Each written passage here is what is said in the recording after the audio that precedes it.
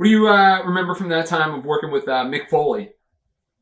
Mick Foley? Mick Foley, yep. Man, I thought he was a complete idiot, and I remember we were in Japan. A funny story. It was last day, and he's trying. He's hurting for work and stuff. I think, and he's trying to get over in Japan because Japan's a good place to be in at. Mm-hmm. And he was always trying to do this stupid stuff, and me and Stan just laughed about it. Well, he'd want to do it, and he'd do it when we moved, and, oops, forgot. Where, he's on the other side of the ring, and he wanted Stan to be on the outside of the barriers on their side, and he was going to run down the apron and jump over the barrier and drop a leg, but he wanted Stan to move. Yeah. Stan would have moved anyway, Yeah.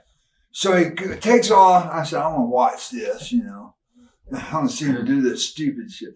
And he runs down the apron and he got scared or something, stopped.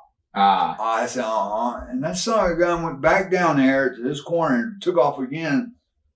Never even came close to hitting Stan, missed him by about 4 feet. I mean, he just killed himself. Wow. And I said, man, if he gets up from that, it was just brutal. Some of the stuff, I was just an amaze what this guy was trying to do to get a job. Yeah. And he'd do anything. And, but I thought it was so funny that, he wanted to do this big high spot and something totally stupid. And the abuse that he's gone through, he's put his body through, I can't only imagine how he feels in the morning. Now, Ric Flair, you've talked a little bit about him during the interview. What do you think? Shit!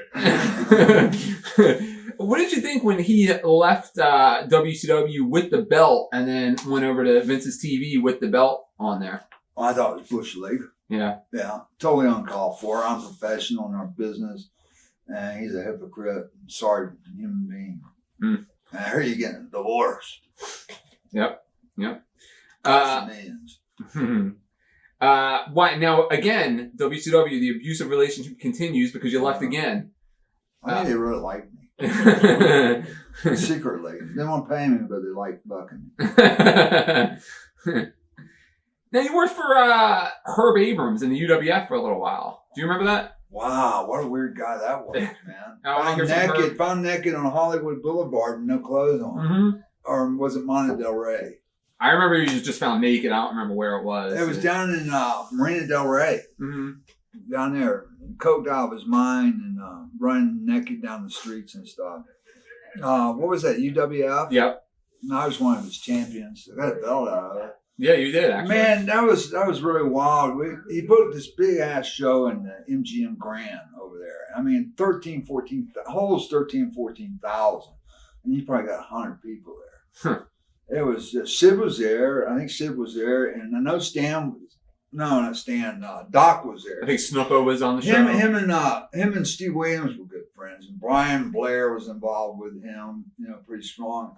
I kind of stayed away from him because he was, I heard about some of the things they did in New York and where they did their taping in some hotel or something. Yeah, the Manhattan Hotel or something like that. I heard he was running girls in and out of his room, with credit cards, and then he canceled the credit cards and just all kind of shady crap. Yeah.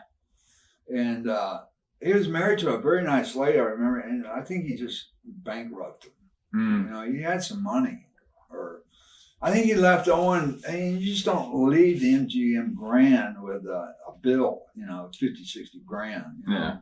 I heard he did that. He was stupid enough to try that. I don't know if he got away with it, but he's dead, so yeah, we'll never know. Wow. Do you think that something like that could have succeeded, or when they only drew They didn't have a chance. No. To compete against Vince, I mean, you got to have such deep pocketbooks. It takes somebody like Murdoch, with her, Rupert Murdoch. Yeah, it would take somebody like that. But it would take somebody with some kind of wrestling. But I couldn't do it. Yeah. Sid probably could, but I couldn't. You really have to know the wrestling business. And you have to have the, how to promote and how you have to be another Vince to pull it off. Wow. There's only one Vince. In the early 90s, did you ever flirt with the idea of coming into ECW for a couple shows? Never thought about it. Oh, okay. I didn't know if since you knew Paul from. I knew maybe. Paul, but I really didn't know Paul. You know, we traveled, did some road trips together, but I really didn't know him, and that was towards the end of my career. Watch thousands of exclusive shoot interviews right now on TitleMatchNetwork.com.